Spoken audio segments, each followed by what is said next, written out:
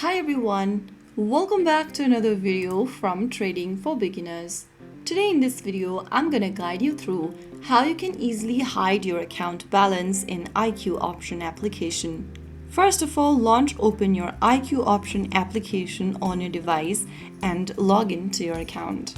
Once you're logged into the home page, go to the upper right corner and click on your profile drop-down and select Settings from the menu. Under Settings, go to Appearance at the top and scroll down from the Appearance tab and you'll see Balance displayed at the top option. Check the box right where it says Hide Account Balance. Now you'll see your account balance hidden at the top right corner.